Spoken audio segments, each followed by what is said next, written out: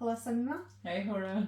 Welcome back to the 15th episode of Philosophers in the Therapy Room.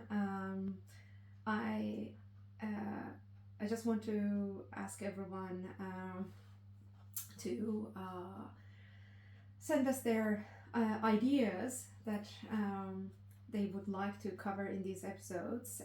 But actually, we decided to cover an episode and cover this episode with discussing about a very strange phenomena, a very strange experience that might not be really familiar to many people, but at the same time many people it's really familiar for them, but it's complex, it's strange, and they might know what is exactly this They feeling. might be oblivious to it. Exactly. They would be living it, but very, very oblivious to Yes, its existence. Exactly. So we are going to discuss about the experience or the phenomena of embitterment.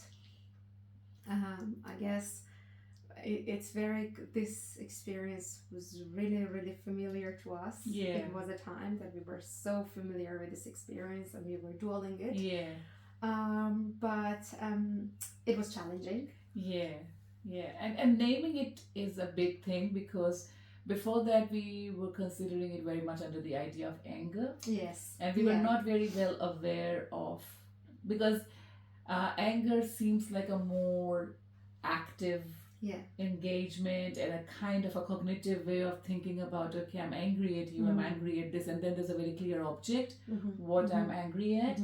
But it wouldn't often get the complexity of what we were experiencing. And when we found this terminology, it does, like, it didn't take it away. But exactly. Naming was a very, very good process, because it gave us the possibility of understanding and unpacking it in a better way. I mean, it's more like what's going on with me. Exactly. It's just, this is more than anger. This is more than something that people will call it failure, or anger over the failure, or sadness, depression. No, it seemed all of it, and not one of it. None of the above and all of the above at the same time. At the same time.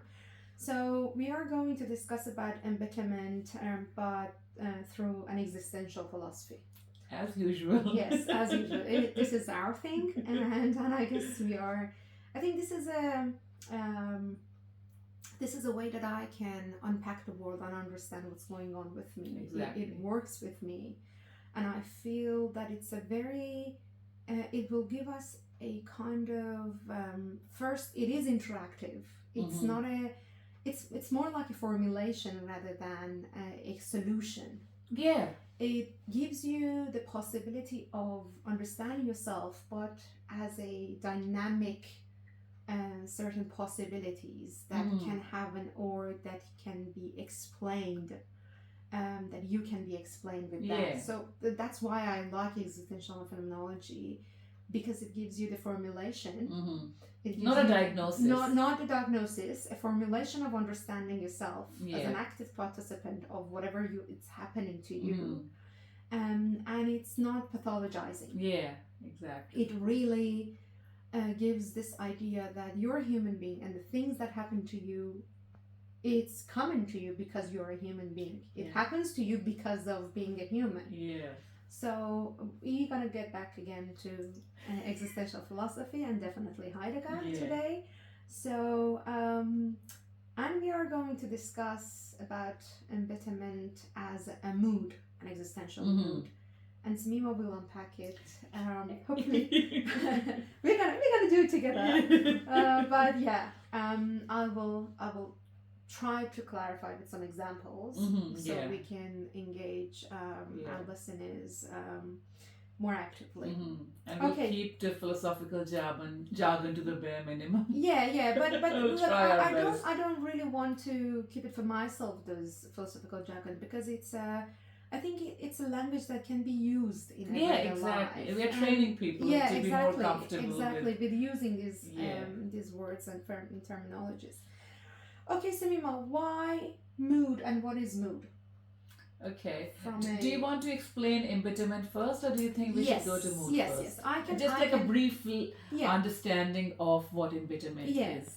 So, I guess Yes, when I was researching on the idea of bitterness, I realized that bitterness is a well-known emotional state, and it is discussed by I think even through the 100 years back, it was discussed in the literature of psychotherapy as a pathology. But then I found something that was quite recent, and the publication was 2006, and they were discussing the phenomena of embitterment.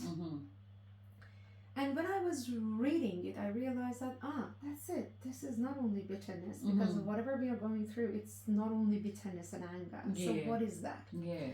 But so the literature or the language for, or the terminology of embitterment really come to the literature around 2006 in Germany with a group of psychiatrists and researchers in Berlin. That the head researcher was Michael Linden, and Max Rota. They tried to understand the symptoms that people come to them. Symptoms were really, really similar to PTSD, so post-traumatic stress disorder. So flashbacks, anger, anxiety, sometimes rolling into depression, but this solidness and rigidity that you can see in PTSD. But they realized that the trauma that somehow they're referring to, or the event that it happened to them, it cannot be classified as a specific as trauma, as an event or a life experience that happened. Yes, it was like more a complex PTSD because it was an ongoing thing that happened to them, but it wasn't classified as tragedy. Yeah, or traumatic of that extreme event. Level, yeah. So the things that happened to them couldn't be classified as normal, what we can see as trauma. They realized that their symptoms, their similar symptoms that they have, similar as PTSD, they're coming from the experience of dealing with social injustices. So, but it was like a complex trauma because it happened during years of experiencing that. So not it wasn't one incident. Exactly. It wasn't a single incident. And so really embitterment comes from the experience of injustice and unfairness within your everyday life. Yeah. So it is something that you cannot show, and I think one of the problems with PTED, post-traumatic embitterment disorder, is the trauma cannot be shown. Yeah. You cannot show that this is something that happened to me, because it's not recognizable, and specifically when you're you are living in an unjust system. It's a coercive system that you are living in. You cannot show exactly where this injustice, where is exactly the resource of that. It's your whole world is affected by that. Yeah. And that's why it becomes even untangible, and you cannot really show it. You cannot point to it. And somehow that makes it even more hard and more rigid to be understood. Yeah. So really, that is why you can what you can say about embitterment. And they had certain studies. They tried to realize it in a psychological framework of what is exactly is happening, why this happens, and they recommended some treatments, some interventions. But the whole idea it was really interesting for me that wow, it is something. This is something. Yeah. So there are some pathological disorders that can be the outcome of social injustice. Yeah. Yes. It's a hurt that can really show up in your body and in your psyche and creates some pathological symptoms. It is the symptoms such as something that happened that in a tragic loss that might happen. So symptoms like PTSD, flashbacks. Mm-hmm. So that was very interesting for me, and I thought it's very, very important to be recognized and be coined and be developed more. And I think the terminology is very useful here, that because bitterness, like it's a taste. Exactly. It's in your mouth. Yeah. And it's not just like you feel it in your mouth, you feel it into your entire body. Exactly. It colors your experience. But the way you distinguished between bitterness and embitterment, that's also important, because we do talk about some people as very bitter. And it is in a way making them responsible to some extent, that they are a very bitter person. And there might be that okay, this incident made them bitter, or these kind of experience made them bitter, but somehow we are talking about this way of responding to other people that is very bitter. Like they just say bitter things, they do bitter things, they expect bitter things, but it's very much a conscious kind of a choice, or conscious or cognitive way of behaving in the world, which to some extent seemed like in their control. When we are saying that this person is bitter, to some extent we are putting a bit of responsibility on them, whereas embitterness goes a bit deeper.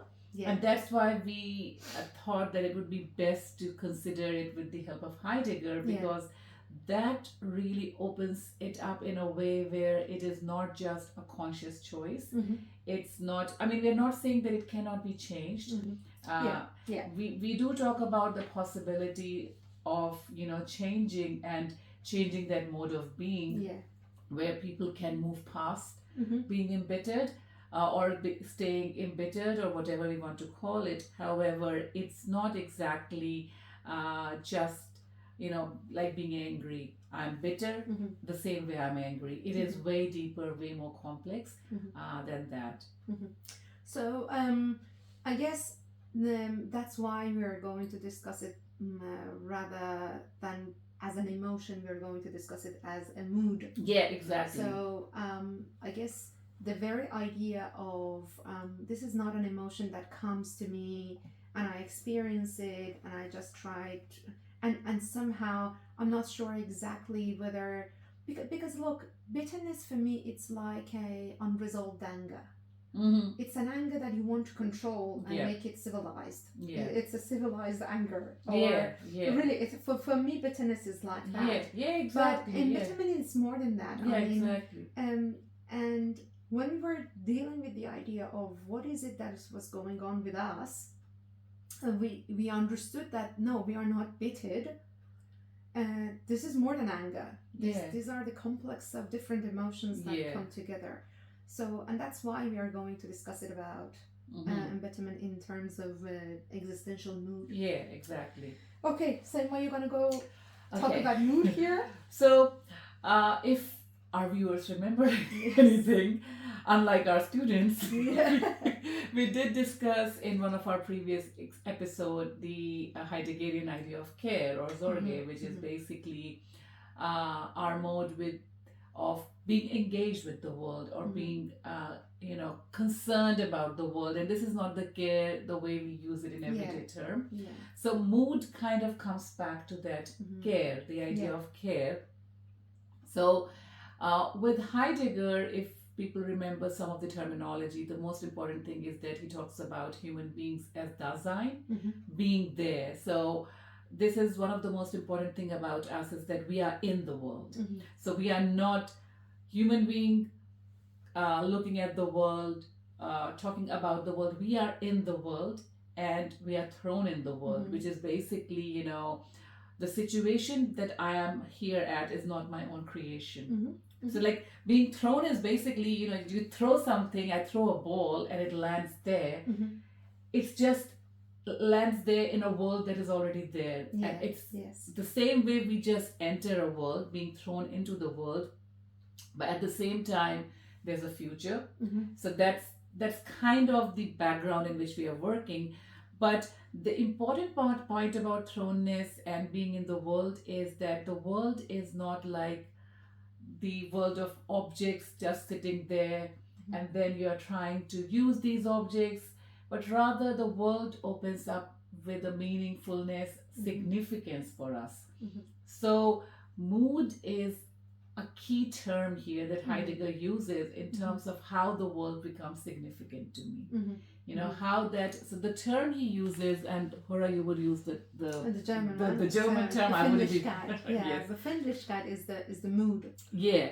So the way it is sometimes translated, people give it different ways of describing it. But I think one thing that I really like it is that finding oneself in the world through a mood. Yes. So you find yourself in the world, which is a world of object, world of human being, world of events, but you always find yourself in that world through a mood. Yes. So just look at the terminology. I find myself in a world. So like I don't come to the world, I find myself. You realize yourself that I'm here. Oh, I'm in the world. Yeah. And I find myself in this world always through a mood.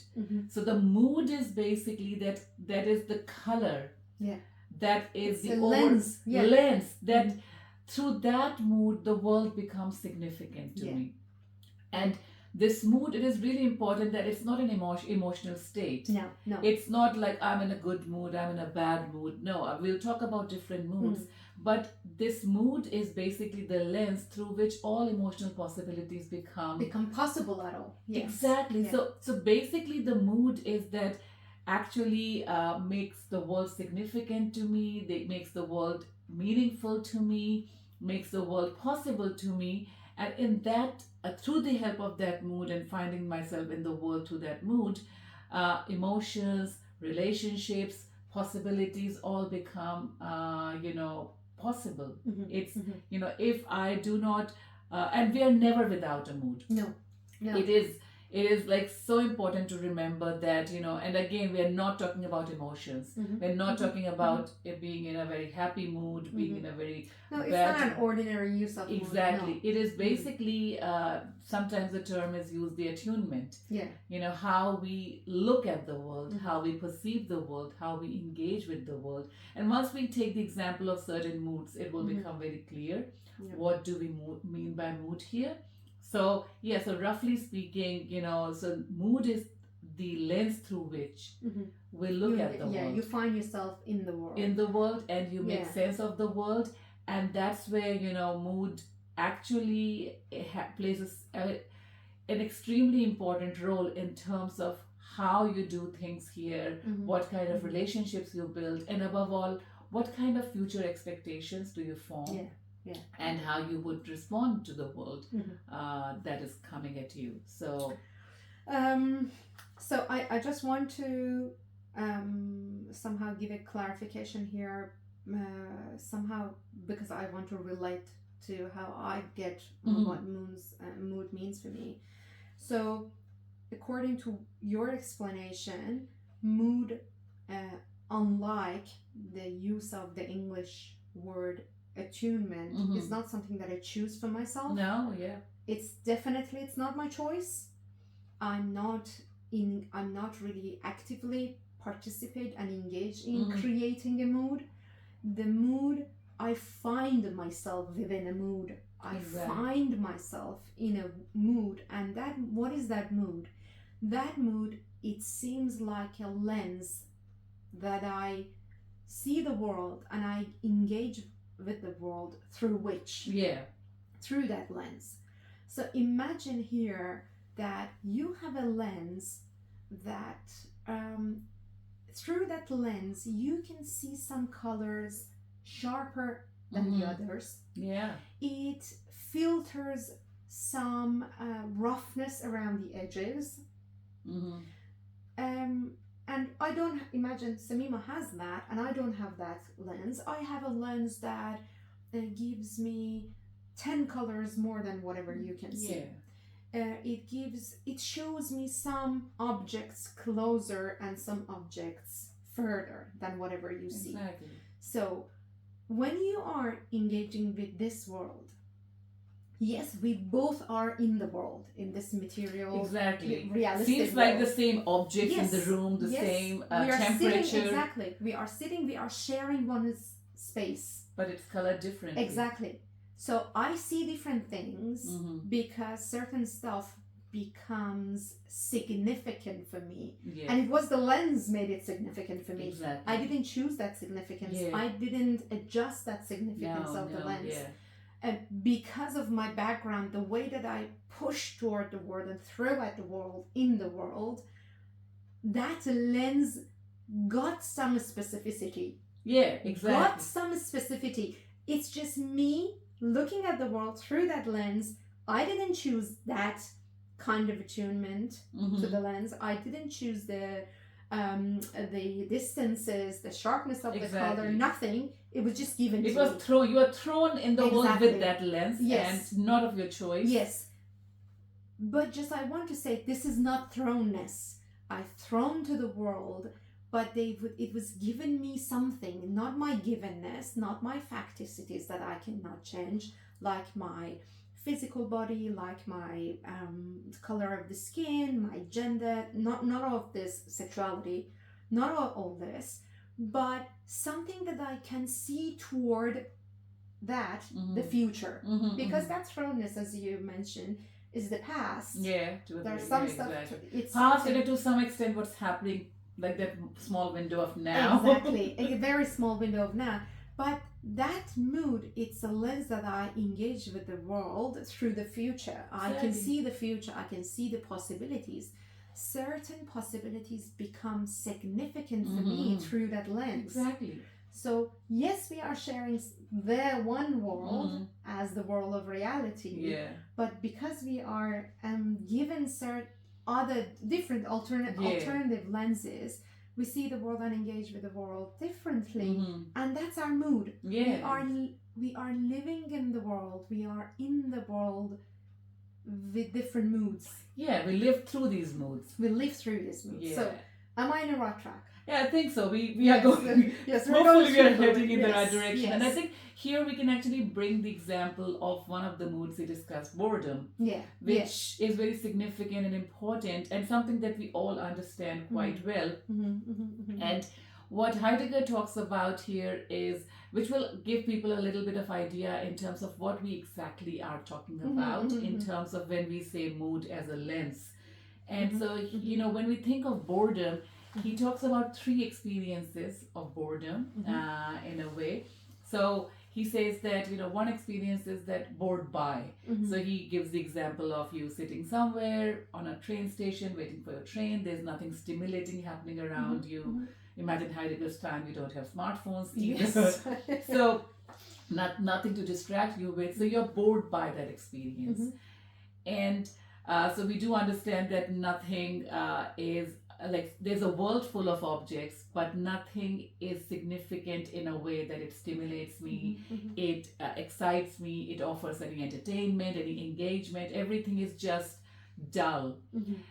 But I'm very clearly aware of that dullness of the moment, because I know what stimulation feels like. Once I get into my train, I will be on my way, whatever the possibility, wherever I'm going, meeting, working. So I know that this is boring.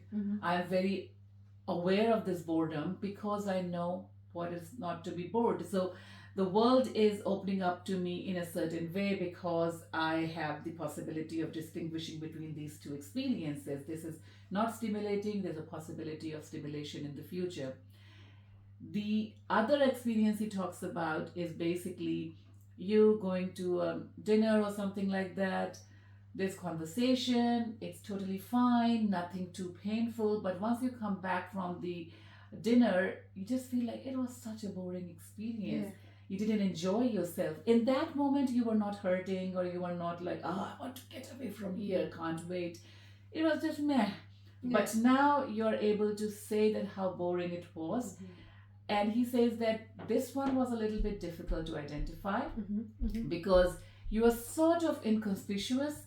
It was the kind of boredom that doesn't show itself in that moment. It's only after you come out of it that, but you're still able to identify it because you have something to compare it against.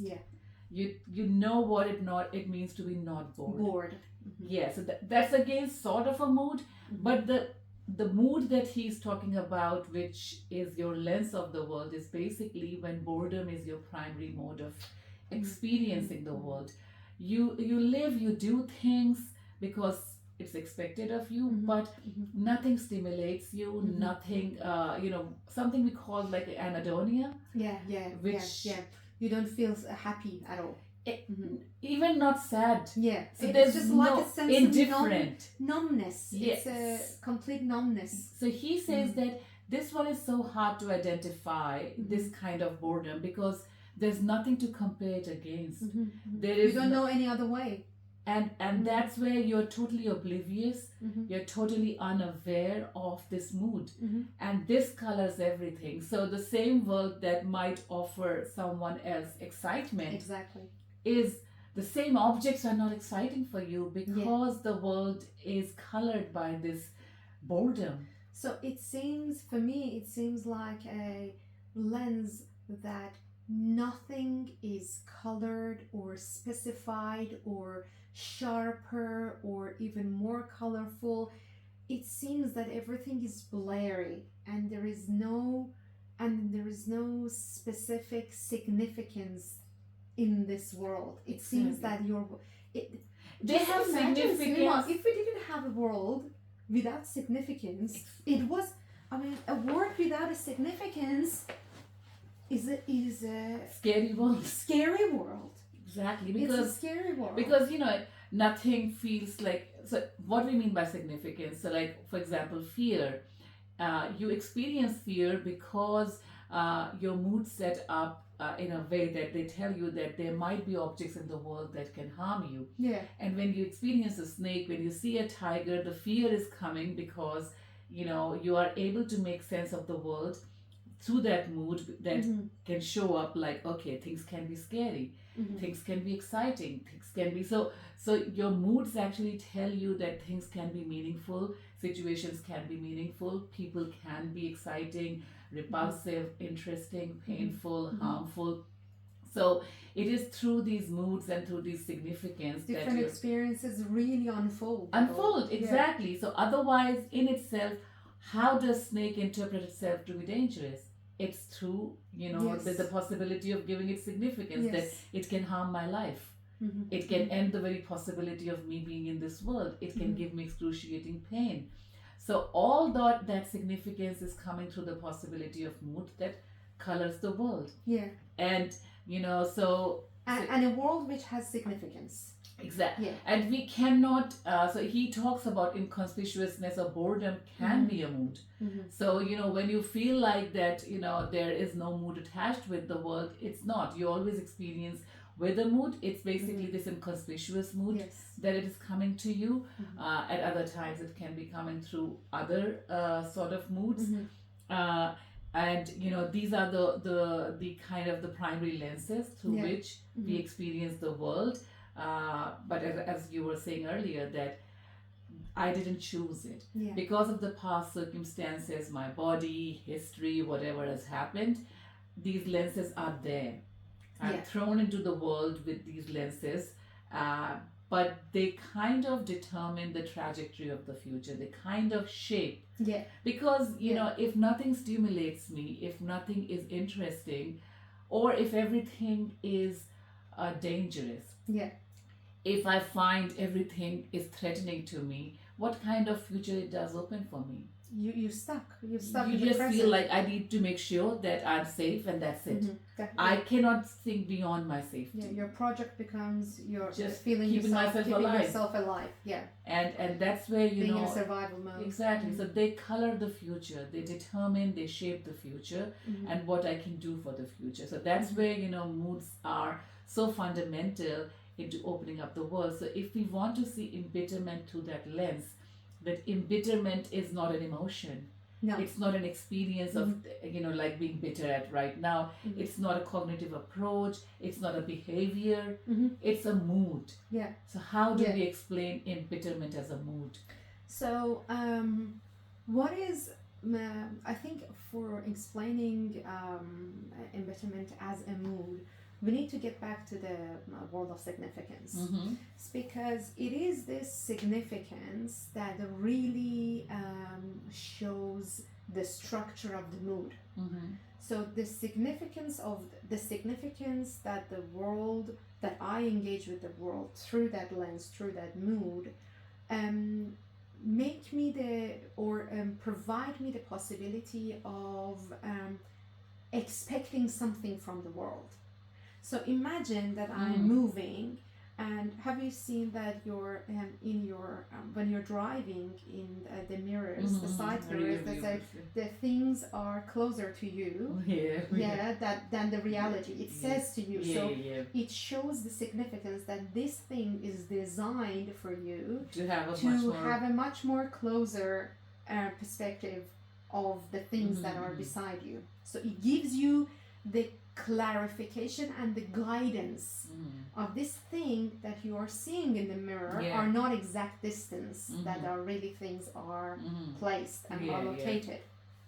But normally we don't have that clarification, we don't have that guidance, that through this lens that we are living the world and we are engaging with the world, how things are given to us, what are the significances that are, this world is given to me. What stands out, what is blurred. Exactly. You don't know it. You don't know it, and you need to figure it out. And that's really important. Actually, people might not know it till the end of their life. So it's something that is not part of an everyday engagement with the world and everyday experiences. It needs that phenomenological attitude. Really, it needs a phenomenological attitude for you to understand what are the significances of the world. For the case of embitterment, the significance, something that has a huge significance, is the concept of justice. That the world is a just place, or a world should give you justice.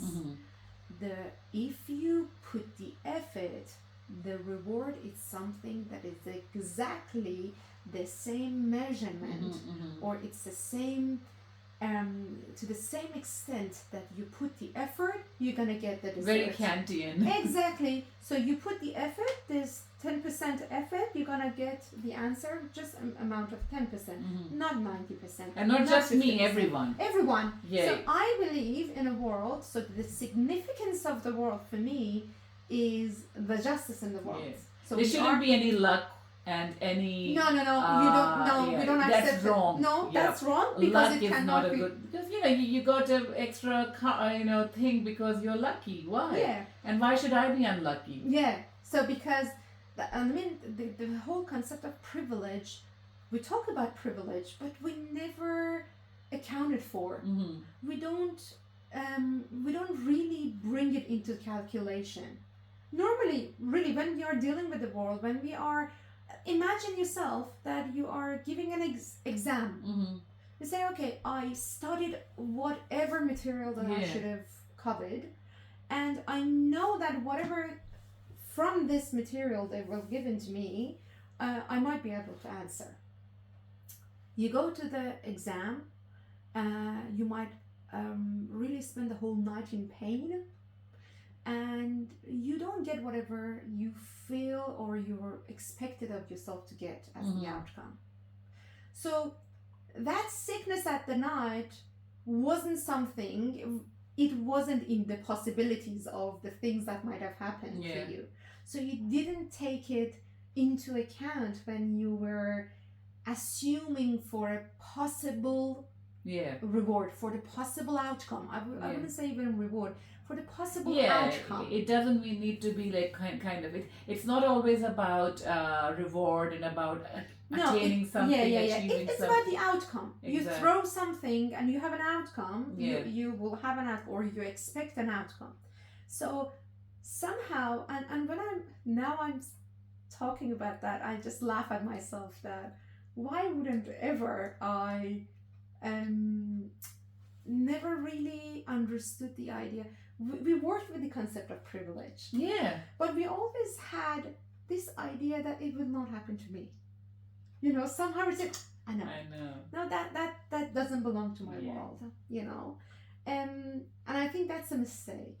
And what we have in our calculation and the significance of the world, luck doesn't have any significance in our world. Privileges, we know that it's playing out there. Mm-hmm. There are privileges, but we never take it into account. Yeah. And somehow we think, no, if we even push it further and if we put more effort, we might cover them. Exactly. That is the problem. We might cover them. Yeah, it's basically admitting or not admitting the limitations that my condition places on me. So this is something that you kind of, if you grow up in and this again comes back all to the idea of justice. Yeah. That if I put enough effort, if I do things, enough, I can achieve anything. Yeah. And that's the fundamental idea. And then I should achieve anything. Mm-hmm. I should get this or that. But when, in spite of all those efforts, you are still not being able to get where you expected or be the way you expected the world to be, you just feel this huge sense of injustice. Yeah. Which is not directed towards individuals or sometimes even institutions. It is a general anger towards the world. It's a general, disappointment with the world. I actually wanted to add here. It's an utmost disappointment. Yeah. That you are so disappointed at yourself, at you being in this world, being in this circumstance. You cannot change it. You knew about it. It's interesting that we know about racism. Mm-hmm. We know about sexism. We know about ableism. Yeah. We know about every of them. But we know it here. We know it. We teach them, Sameema, every day. Yeah. But when we are calculating our efforts and the possible outcome, we don't recognize it. Yeah. That we need to add to this formulation of the outcome. There are certain stuff that is totally out of my hand. And I'm gonna be affected by the things that I'm not really accounted for, I haven't accounted for in my formulation for the outcome. And I think the significance for the embitterment is the justice. So you believe that the world is a just world. Yeah, exactly. I think we discussed in our very first or second episode the idea that we all have a sense of metaphysics. We all believe that the world is this or that kind of world. This happens, that happens. There's no afterlife or there's an afterlife. Whatever you have rough formulation. We all have a sense of ethics. We believe that this is the right thing if you do this, which is again dependent on our metaphysics. That for example, if you do good deeds, you'll get good results because there's some kind of law of karma or something that. Yeah. In the end, in the long run, you will be rewarded or something like that. Yeah. So that's how we live in the world. And so coming down to those values, exactly. how should we live, what we should do. And generally the values that are most important to us are quite often oblivious to us. Yes. We're not aware. Most people, I'm not saying everyone, but most people, like they say, my value is honesty, my value is this, my value is that. And that might be, that's something they have thought about it. But think of the things that makes you most angry. I think those are your core values. Those are the core values, exactly. Because that's where you feel like this is wrong. This shouldn't have happened. This shouldn't happen, yeah. And that's where, embitterment comes from. Yeah. That, and to a great extent, it, we were discussing a little bit about the embitterment of an immigrant. Yeah. Especially an immigrant who is not coming here as a refugee, because that's a very different state of mind. Yes. Yeah. You are coming from fear and anger and danger. Off from your world without knowing and without wanting to be cut off. We are talking about immigrants who were surviving and thriving well in their environment, and they come for a better opportunity. Yeah, exactly. And so they were well adjusted in their environment. They were well to do. And they're open. Yeah. And they're open to the possibilities because they feel that I am immigrating to a place that there are more possibilities for me. Exactly. And I will offer something. Yes. I have something It's great a contribution. to offer. It's a possibility of contribution. And when you come to that place and things do not go in the same direction as you expected. So now what we are saying here is not that, oh, I didn't get the job I wanted. It's not one such experience. No, it's a series of experiences that kind of just disjoints you from what you expected to be there, and everything is just totally different. So it's not just that I expected this kind of life, but rather it just disrupted the whole structure of the world, that if I put enough effort, if I offer good stuff to the world, my capabilities, my knowledge, my hard work, my care, the world will give me good results. I will be accepted, I will be, I will progress, I will thrive. None of that is happening. So that's where that embitterment comes from, because I feel the world is unjust. That doesn't fit well with my value system. I believe that the world is just, and now my experiences, and for last 25, 30 years or 15 years, whatever be the time that you are, again, like, this could happen to different people. It could happen, it is not the only experience, it's not only experienced by immigration. We are focusing on the idea of immigrants only here. But as an immigrant, if you are immigrating when you are 20, 25, 30, the world was presented to you as more or less of a just world in the past. And now all of a sudden everything has changed. And that's why, it disrupts your whole system. And that's where little by little it starts settling in as a mood. Not as an individual experience, emotion, or just as a trauma response to a certain situation. It starts becoming your lens through which you look at the world, and now the world appears as an unjust world. But it's not something you're ready to accept, because if you accept it, you're not bitter. Embitterment is because you're still feeling it should be just. It's not just.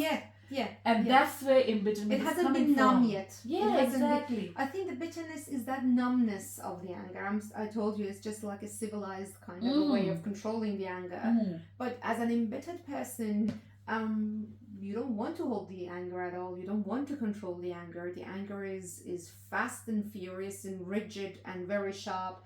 So it has this sharp edges. I think the whole idea that we're discussing, that it not only becomes your mood, you react to yourself, you reflect on yourself within mood, that then who am I here? If the world is not just, if I'm not allowed to contribute to the world and the world get back to me or reflect back to me, then who I am I ready to change myself in this? Because the question of embitterment, I think as an immigrant, you already knew that somehow maybe the place that you're living in is not just. So I'm moving toward democracy. Exactly. Democracy is the... Someone will value me where I'm going. Yes, because it's all about democracy. Democracy provides justice, fairness. So somehow you are moving with the hope of even having a more justice in your world. Exactly. So you are moving to a world that you feel it is more attuned to your core values, which is justice. It's the whole idea about democracy and justice. So, and that disappointment even hurts you even harder and push you back harder and throws back at yourself that, okay, if that's the promise of the just world, then who am I? If this shaken my core values, I don't know where I'm standing on.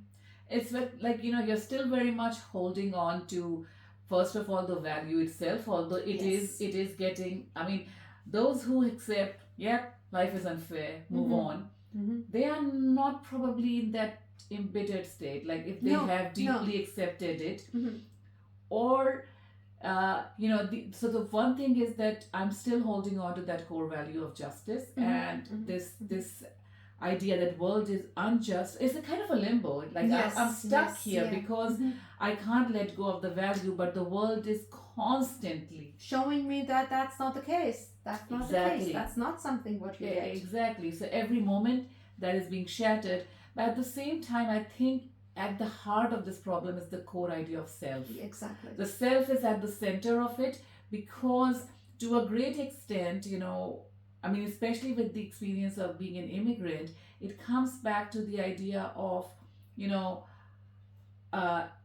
the self is worthy, the self is contributing. So why am I feeling angry at, because other people are getting great rewards. So it's not that the rewards don't exist, this they are there. You see some glimpse of justice somewhere. Or things are there. So either I feel that the world is erratic, it doesn't matter, anyone is getting anything, and so there is no point of good and bad or deserving, undeserving, it's just mumbo jumbo, or I accept I'm not good enough. So maybe I am here. The problem is me here. Yeah, exactly. So, the world is just, I thought I have something good to offer, but probably, it's not good enough. So then you need to adjust. I mean, I'm not saying that, you need to devalue yourself or, start to get into some kind of like self depreciation, self hatred. Not like that, but rather a shift in what makes me who I am, and maybe try to. You can go into the situation of where you go into deep levels of self-doubt and the lack of self-worth. I guess here you have even the lack of self-esteem and the self-worth, questioning the possibility of contribution. You question yourself: am I worthy enough? And do I have enough to contribute and to expose of myself? I think the question is, that is the next level. Whether because you reflected back on yourself, and then you have two things to do. Am I going to negotiate with me, or I don't want to negotiate it? I think the people that one of the ways that people negotiate with constant injustice, the exposure to injustice, they reflect on themselves and they say, no, maybe that's me. Maybe I'm not worthy enough. And so they try to adjust themselves to the world that is presented to them. They try to adjust themselves to that lens. Okay, I accept that this is the unjust world.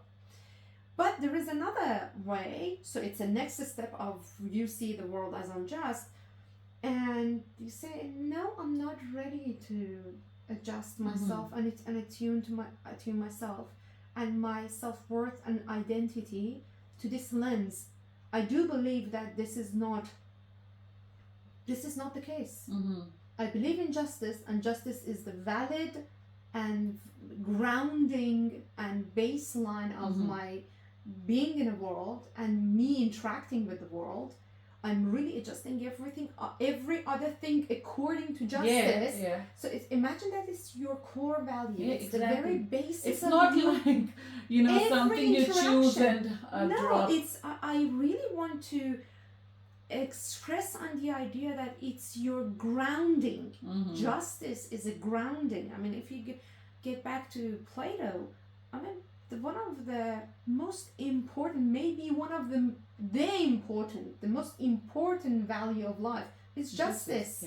And I think as a human being, if you are not somewhere sick, you would believe in justice. If you don't believe in justice, something is wrong with you. So it is very, very important value, and you make it basis of your everyday interaction, the interaction with yourself, the interaction with the world of material, the interaction with the nature, with the other people. Even as a religious person, you interact with the holy on the basis of justice. God because is just. God is just. So even if I'm tested now, I will be rewarded. Yes, in the afterlife. There is a possibility of reward. They give you that look, this should be given to you, not here, but later on in the afterlife. But that justice is not something that you can just easily say, okay, I forget about it.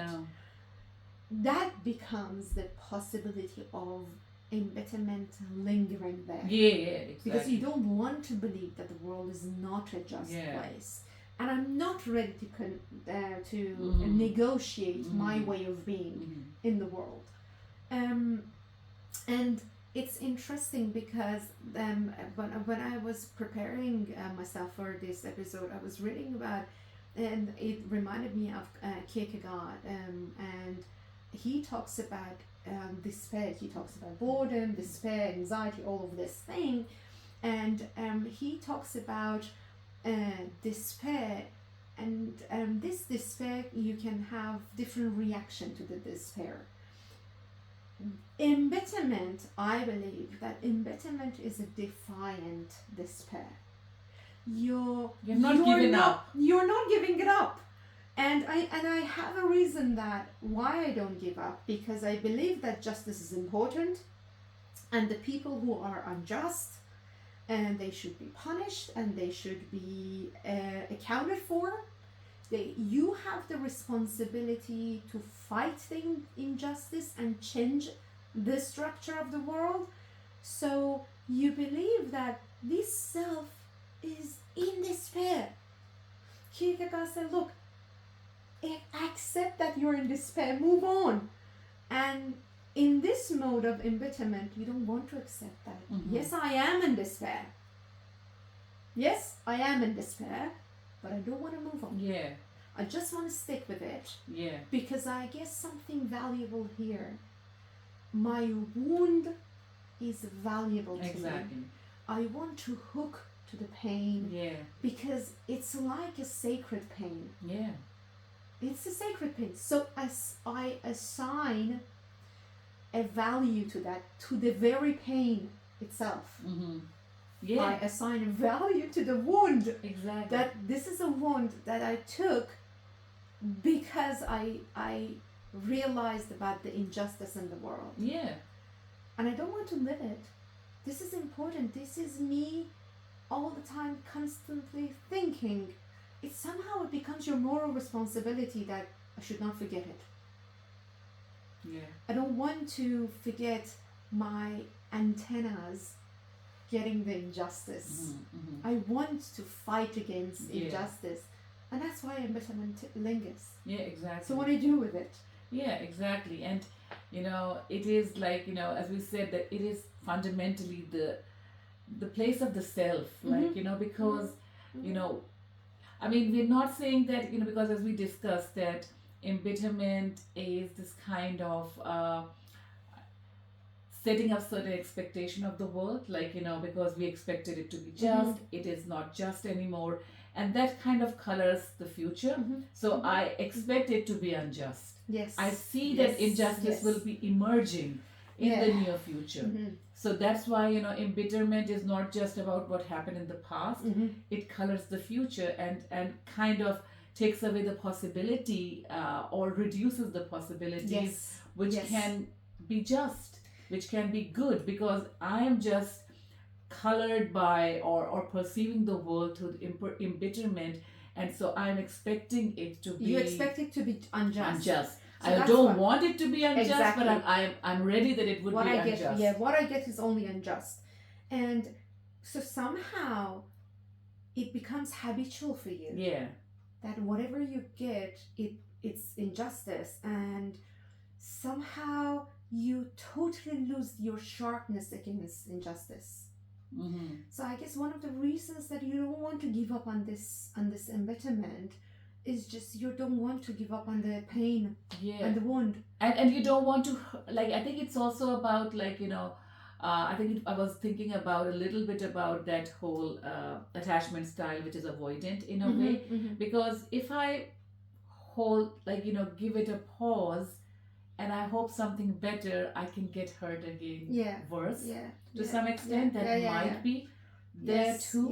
Might, I think we haven't explored it in that depth. But, primarily what I was going to say was that, the other thing that we wanted to add here, and we discussed earlier, but we didn't have much time, was that it can be a very, very shared phenomena. Especially when we talked about the transgenerational trauma. So if you, for example, when you look at the indigenous Australians and their experience here, that embitterment, especially with the justice system, with the way things are, which is basically situated in a history, in a very, very actual reality, current political situation, it colors the future, the expectation. So the children who are born, who are being raised in that environment, they might not experience everything firsthand, but they're sharing. And we discussed earlier that we did go through an experience of embitterment, or kind of being our primary mode as academics through a certain stage of our life. And part of it was actually inheriting some of it from our colleagues, really close friends who experienced rejection, pain, suffering of being an able academic, being able to offer a lot to the world, used by the institutions and organizations, and promised to them that you are worthy, you are good, keep working hard, and you will be rewarded. So in a subtle way, on the surface, everyone is saying there's no job, but at the same time, you're encouraged to do your PhD, to study, to actually, with the conversations, with the circle that is offered to you, you are offered a possibility into a world that is beautiful, but then all that is taken away from you, and you're still that able person, that you're still able to offer. Maybe you are more able than you were before. You see people who are similar to you, and they are being rewarded. They are actually accepted into that world, and you are not anymore. And so this is a shared experience as an academic. Even when you are not going through that, you share it with your colleagues. You share it through their experiences, and so you inherit their bitterness. You inherit their disappointment. And so you might not need to go through those many experiences on your own. And the problem is, Sameema, as we discussed with Merleau-Ponty, when he talks about pre-reflective, these experiences and this constant disappointment becomes your pre-reflective mode of being, and reflective being in a world. Exactly. Because the world is given to you through this disappointment. Exactly. Yeah, exactly. This constant disappointment. Yeah. So we can discuss that embitterment can be collective. Yeah, exactly. It's a collective experience. Yeah. We can be collectively embittered. Exactly. As a society, exactly. or as a community. Yeah, exactly. So you don't need to have too many experiences. Because with the identity, with the association that you make, it all depends upon how big is that association, how strong is that association, because sometimes, a few experiences, because the identity is so strong. So imagine you're a child. If your parents experience something that their experience can immediately color, you might not need to go through anything. If you grow up with them and their embitterment is your primary mode of the world, you might not need to experience any and it is pre-reflective. It's your habitual world. It's a world that you habitually engage with. Because as a child, you don't have any identity of your own. You build through your parents. Your lens is your parents. They are your safe, or the family, your family of origin, whatever it is. So they are your lens. You have no clear identity. So at that stage, everything is colored by their lens. As a grown-up, our identities are a little more different. However, if I associate it too closely with a certain identity, being Indian, being woman, being an academic, being a woman of color, their shared experiences, will definitely color what I experience in the world. I have not experienced sexual harassment as such, but as a woman, woman, you have the habit. It's the fear of the world becomes your habitual state. The experience of rape, I feel it in my body because of the experience of multitude of women, and just knowing that it has happened to so many women, and it is a possibility that is out it's open there. to me. Yes. So it does color my world. I look at the world through that lens, and I don't need to go through it to be to be affected by it. Exactly. So that way, embitterment can become a mood, a primary mood for you, based on that shared identity, shared experience, just like shared trauma. Yeah, it's exactly like a shared trauma. And that's where you feel stuck, because the future does not offer any possibility where justice can be met, but at the same time, justice should be there. Yes. I think not giving up on the idea of I'm holding onto a sacred value, a virtue is something that it should be there, but it's not there. I think this is very, very important, and as a way to, how do you want to transform this? How do you want to heal yourself from this embitterment? It's the idea of, what is this feeling? What are the range of the feelings that I get in an embitterment? In a mood, certain emotions become possible to you.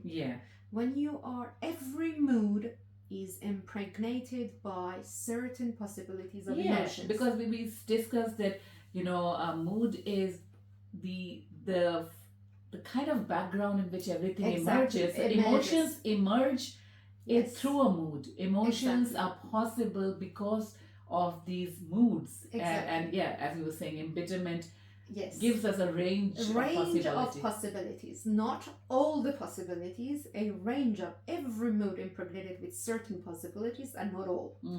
So what are the possible emotions here in embitterment? You have anger, resentment, depression, sadness, numbness sometimes, but mostly anger, and rigidity. It's a kind of rigidity because it's an attack toward you. It's a moral injury. It is an attack toward the very basis of the self. So these emotions, in the embitterment, these are active emotions that you experience in an embitterment. But the anger and resentment is actually toward yourself. So it's an angered inward. Okay. After some time, yes, a couple of times you can be angry at the world. The world, So the anger, the very point of the anger is outside. But when it becomes habitual, you throw back at yourself, and the anger gets toward. So it's like a closed loop of anger that it only goes back toward you, back to yourself. So it's a coiled anger, closed loop inward, that it really just backs up the resentment, and it's a constant evolving the wound and making it, or just keeping the wound as fresh as possible, and the pain as fresh as possible. So how you can get rid of that, or how you can heal from this, but the whole idea is not losing the sharpness and your thirst for the justice. Because that's the whole point. Exactly. It's all about changing the point of the anger from inside to outside. So one of the things that I believe that it's really helpful in transforming the embitterment is becoming an activist. So you're changing that anger, it's toward yourself, and question yourself. You're saying that I'm fighting for a world that should be just, and it is not just.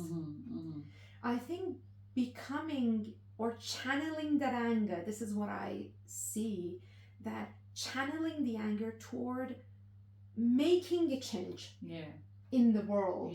And making a change in myself, because from where I am right now, the world is not opening up to me any possibilities. So probably I need to change. I need to change myself so that the world again opens a possibility to me, so that I can change it. I can actually change the injustice in whatever measures I can. I guess that's a very good point, because somehow in that moment when you are changing the point of the anger from inside to outside, somehow you again engage with the world as a possibility itself. That there is a possibility of change. You create that possibility of change. But before that, as you said, you have already negotiated with yourself. Am I ready to change? Yeah, exactly. Am I ready to change as an academic in the couch, sitting on the couch, to be an activist academic? Can I change to be not only teaching philosophy at university, but maybe engaging with philosophy in my therapy room? So I guess that negotiation is the first move toward that. Which is not accepting in the sense that, okay, there was something missing in me. So you know, the world should have given me what I deserved in the first place. It did not. That was wrong. That was unjust.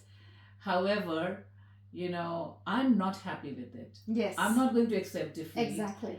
I want to change it for myself and for others in whatever way I can. So, okay, let me sneak back into the world through another door. Exactly. And see how I can change it. You know, you cannot keep me outside. Yes. You cannot. You resist to be a victim. Exactly. And so that's where, you know, so I'm not accepting that there was something missing in me, but I'm rather saying that, okay, this unjust world is not letting me enter.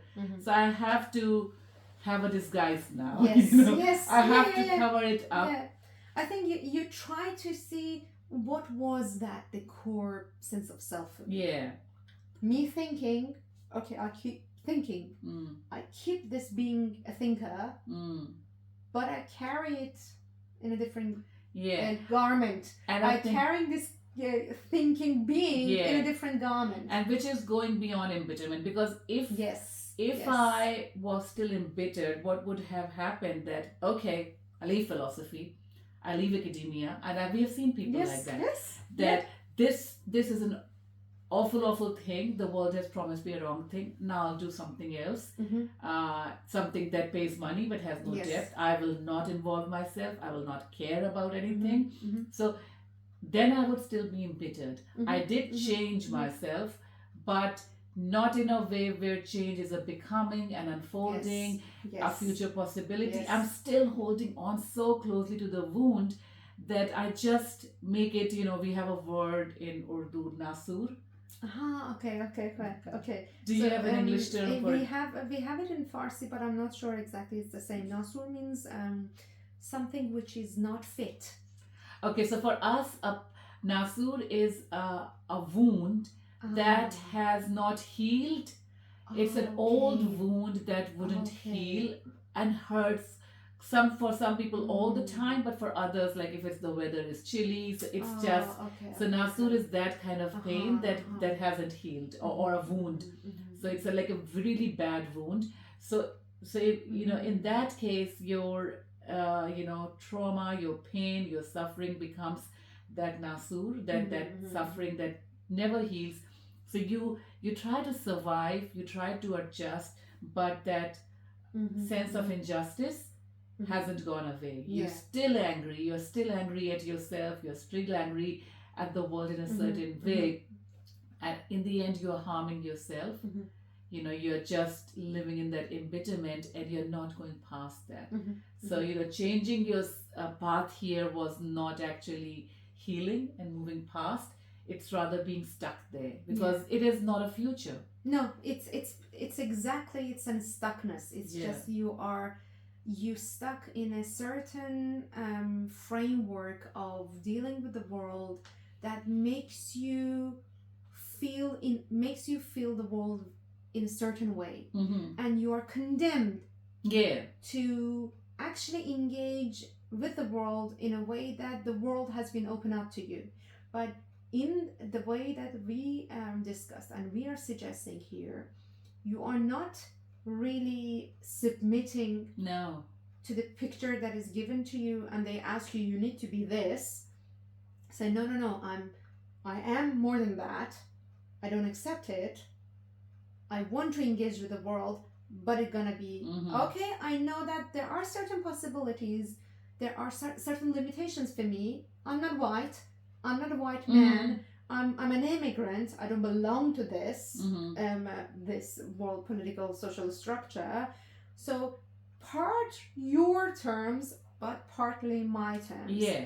Let's negotiate what we can do here. And we're coming back because we still believe in some sense of justice. Yes. It's not like, Yes, exactly. Because I still believe that the world is a mix of just and unjust. And, there are other ways through which I can actually enter this world. Yeah. And, which is not letting go of my previous sense of injustice. I still hold on to that. Exactly. But I'm not being stuck there. Yeah. I am not letting that unjust world win. I'm trying to make room for myself in a just world, and maybe creating a just world for other people. Exactly, or justice around me. Yeah, exactly. Around me. Okay, you don't give it to me. I create it for myself around me in my world. And this is not an easy process. No. It is, but I think it actually needs to begin with the self. Yeah. It needs to go back, and everything I think has to go back to the self. Yes. It has to go back to the self. And so with embitterment as well, it changing that mood as your primary mood. And again, like what we are saying here is that embitterment can be one of the moods that color your world still. However, with the disorder that we were talking about, it becomes your primary mood. And that's what we find unhealthy, problematic. You even talked about inauthentic care because you are totally shut down from future. So it doesn't leave. It's here. I mean, thanks for mentioning that, because Heidegger talks about that you are distracted by the chatter of the other. Yeah. So exactly. And the thus man, this idea of thus man, they, other people, they chatted and they created a certain way of you engaging with the world, and you're being distracted by that. So that's not an authentic care. Yeah, exactly. That is a fallen care. He talks about for fallen. It's just, that's a fallen care. That's an inauthentic care. You feel that yes, you care about the justice. You care about justice, but holding to the pain, it's an authentic way of dealing with the world. Yeah, it is. The pain is useful. The pain is meaningful. The pain has significance. It will still be a mood. It will still color the mood in a certain way. However, making it the or not making again, which it becoming the primary mood, the ground mood through which you live the world, that's where it becomes inauthentic. And that's where we talk about going back to the self, digging deeper into that self, and then the anger, which has become the tool of harm here. We make it the tool of change. Directing it towards the world in a way where I say I don't give in. It's a rebellion. It's like the Camus revolt, living in revolt. It's a revolt, exactly. It's a revolt. It's an absolute revolt. Exactly. It's an absolute revolt, not against what is given or has been asked from the world. It's an active one, because you are wise enough to start negotiation. Yeah, exactly. You're not swimming backward. Exactly. You're not against the stream. Actually, you're negotiating with the world. Let's have a chat. Exactly. I give in that much, and you give me back that much. Exactly. So you're old. You're not leaving your old self, but you are actually taking it further. Exactly. You are finding, okay, if I can't enter through this, then I enter the world through this, which is a world of future, the world of open possibilities. Exactly. So that's where you're still engaging with the mood that was there, the mood that offers the possibility of certain emotions, but you're directing those emotions very much like the active affects. Exactly. Breaking back the whole circle, that now the mood or the emotion is not leading you, but rather you are giving it directions, and it will come through certain practices, small decisions, small moments. It goes very slowly it will bring, because as we talk about neuroplasticity, so as your past experiences have colored the world and the moods that are given there, the new experiences will start creating new kind of neural pathways, and the moods will start shifting. The moods will start taking different places. You will still see the world through certain moods, but one of these moods will not become, and especially the authentic the prominent and the only one. You will have multiple lenses, and that's how generally a healthy lifestyle would be. Multiple lenses and multiple moods, directing and orienting you towards the world. And so hopefully through this process, we get there. Yes. Thank you, Sameema. You should pack up really. Exactly. We're mindful of the And time. thank you everyone for joining us. I don't know, 75 minutes, giving 75 minutes of your life to this discussion and this dialogue. But I believe that was one of the many common experiences that cold people, cultural and linguistically diverse people might experience. People, in different ways of life and different stages of life might feel that way and might experience this phenomena, but not knowing what's going on with them. So I think one of the most important thing in realizing what's going on with you is the possibility of calling it something, so naming it. And we tried to name a very foreign, weird experience that we have as cold people, that didn't have a name till recently. So thank you for joining us, and looking forward to hearing from you and your ideas and your comments. Thank you, everyone. Bye. Thanks.